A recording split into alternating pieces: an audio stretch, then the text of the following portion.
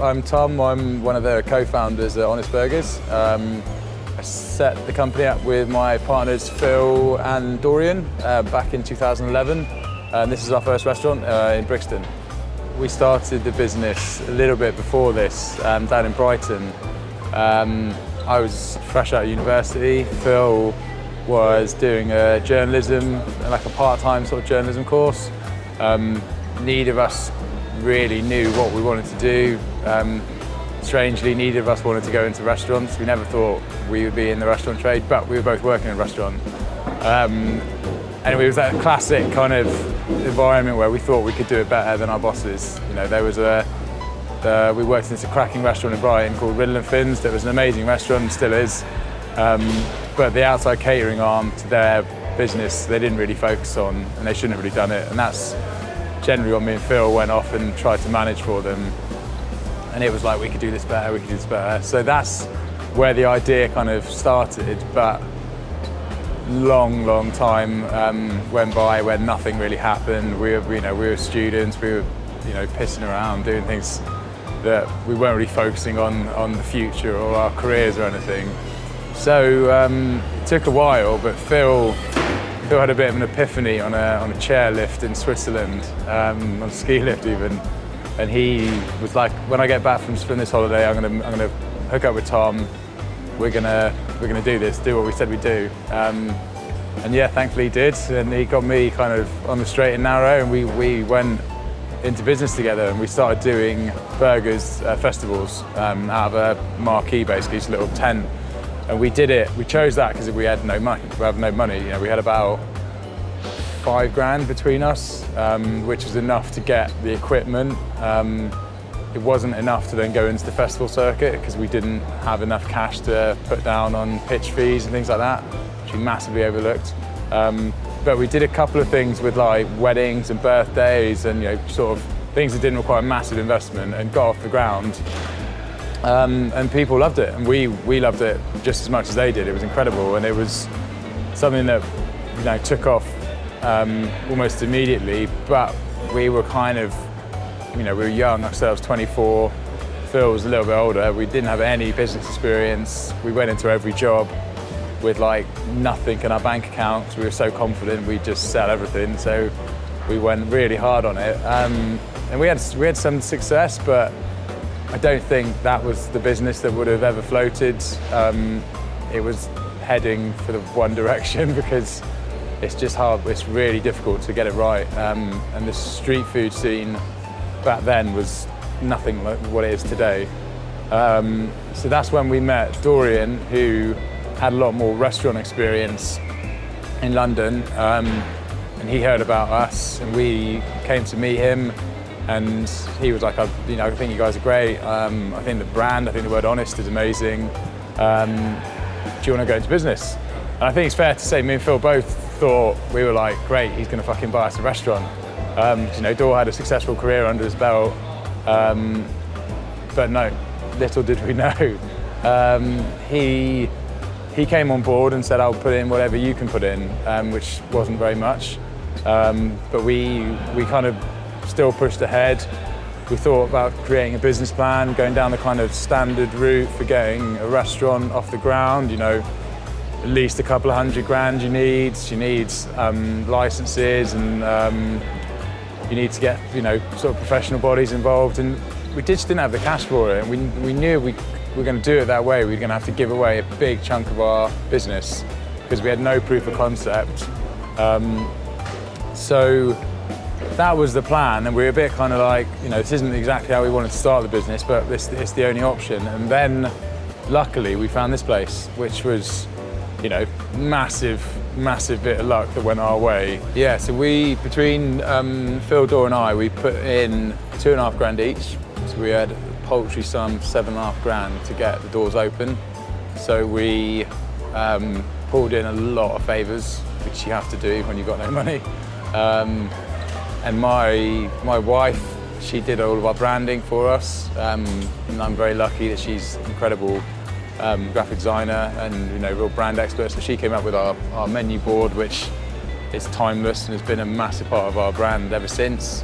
My stepdad is a carpenter, so he built these tables and this bench for free, which is kind of him. We were scouring second-hand, car boot sales in Somerset for chairs and God knows, anything we could find. So, the bullhorns up there, we got them for like 15 quid. So there's loads of stuff that we pulled in because we had to, because we had no cash. £7.5 grand to open a restaurant is unheard of. Yeah, £7.5 grand to open a street food stall is pretty unheard of. But we managed to make do and got the doors open. We worked our ass off to get this place off the ground because we were the second to last company that they gave a site to for food. So we worked really, really hard at getting this place off the ground, and we did, and my God, it was like the best decision we've ever made in honest history. It completely catapulted us into the kind of burger scene. We got every reviewer that you could name came down here, gave us these glorious reviews. Jay Rayner actually sat right there, said our chips were like edible crystal meth. So, things like that, you can't plan for those kind of things to happen, but they did, and yeah, it was a crazy adventure for us. And then, like I said, Brixton was like just the coolest place in the world for food. It's still got an amazing reputation, but back then it was nuts. People would happily queue for 2-3 hours down here, which is mental. We used to have people come down in ski wear and sit. When it was like -2 in the market, they'd just sit outside, huddled together with a glass of wine for their burger, which we couldn't believe. But it was amazing time. We worked out we had to do 200 burgers a week to break even, which we do. We'll do that tonight now from this site. So we didn't need to make loads and sell loads of burgers at that stage, because there was just the three of us. We were very frugal. But as soon as we opened, we knew that we were on something, because, like I said, people were more than happy to queue for several hours. And I say queue, we never actually made people queue up, because we always thought that didn't sort of feel right, to make people just stand and wait for their food. It's the right thing to do for a business perspective, because obviously you can turn tables really quickly, you can get someone straight on there, but it didn't feel right for us to ask people to wait. So we used to get people to, we take their phone number down, they go for a beer somewhere on the market, go for Wonder, and then we give you a call when your table's ready. But even then, Phil would have lists of, sheets and sheets of paper of people that would just sign up and come back a couple hours later for their food. Honestly, no idea, and they just came. I had a Twitter account that I managed that got a lot of traction, because I was just tweeting, stupid burgers I was making, or recipes, or new specials, or massive, sort of big meaty messes that I was putting together for some of our hungrier customers. I think that was it. I think burgers were on the cusp of sort of greatness, in the sense that there was Meat Liquor, we're trading out Meat Wagon. There was a real kind of thrill and excitement around burgers. People were really wanted to find out who's the next sort of best burger guy. So we had no idea this was happening. We were just two guys from Brighton who decided to do burgers because I was cooking burgers as a student. They were cheap back then, and I was barbecues on the beach. It was that kind of scenario. So we had no idea that burgers were going to kick off like they were, but we had a very clear idea about our burger and what we wanted it to be. We wanted it to be a British style, a farmer's market style, and we wanted it to be homemade. And that's the biggest thing for us that we think makes us who we are, is we just try a bit harder than everyone else.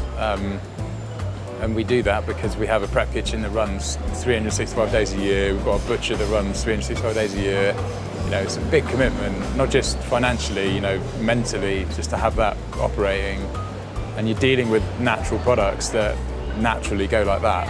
So it's a hell of a lot easier to just pick up the phone and order 3 tons of chips from some other guy. But for us, it's just boring and bland, and it tastes the same. So we wanted to do it ourselves. And we quite like making our lives as difficult as possible.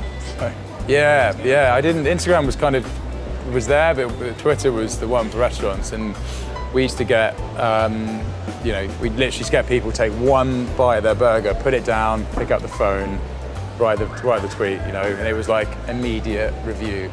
It was great when they loved it. Yeah, it's hard. It was hard because that's not, I think back then we were so devoted and on the kind of front line of it all that if someone didn't enjoy it, it was like I wouldn't sleep for like 2 days. We got a bad review. We got AA Gill came down and he absolutely slammed us, hated it.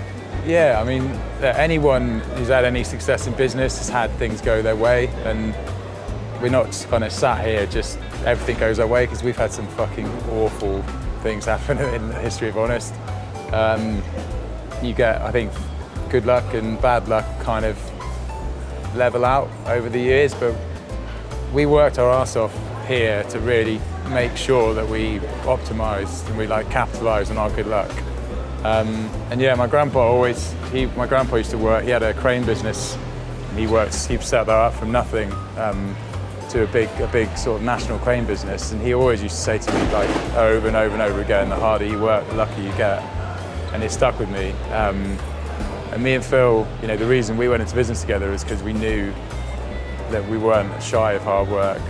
And you can't be if you work in the restaurant industry. It's fucking hard work, It's kind of, it's incredible. I don't think there's another industry like it, but you have to work hard.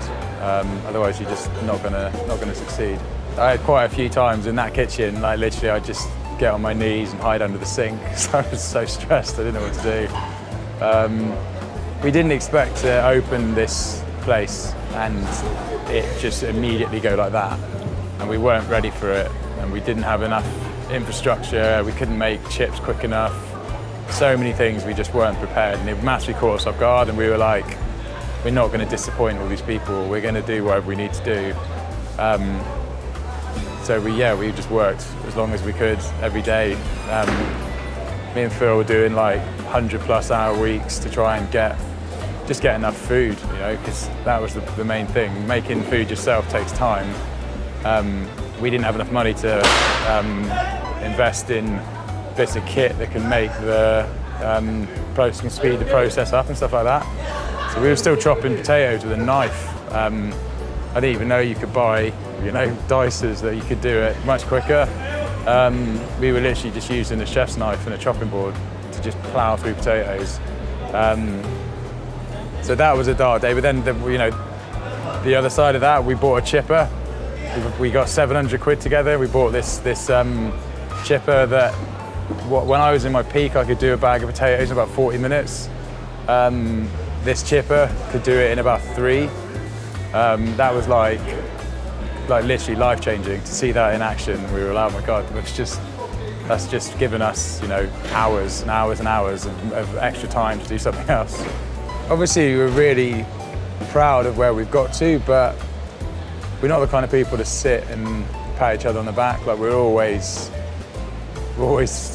say you're only as good as your last burger, and we've got so many things we can be doing better than we are now, and so many people who've never heard of us, so many people who've never tried our food. So we've got a long way to go, but back then when we opened Soho, that was a big moment because that was a proper restaurant. It had toilets and all the kind of mod cons of a modern day restaurant. But when we opened that and we realised exactly what we were doing in Brixton, we thought maybe Brixton's just this little bubble, and it may have been because we were getting, journalists were writing massive pieces on it. For us to then open in Soho, and exactly the same thing happened, and the same number of people come down, and the same people tweet about us, and all that stuff kicked off. We were like, actually, people love what we're doing. This is amazing. So we've stayed as true to what we did back then as we do right now. If anything, we're trying to be even better because we've now got our own butchers. We've got invested in our prep kitchen. So we're still, everything we made fresh back then, we're still making fresh today, and then some, because we're making our burger from scratch as well now. drinking in the restaurant industry is pretty infamous, and it's not very conducive with being, you know, productive the next day. And to be honest with you, nowadays we've got so much riding each day, you know, so many things to manage that we can't afford to be, you know, a bit fuzzy-headed in the morning. So having a alcohol-free beer on the menu for us was like such an easy decision. I love it.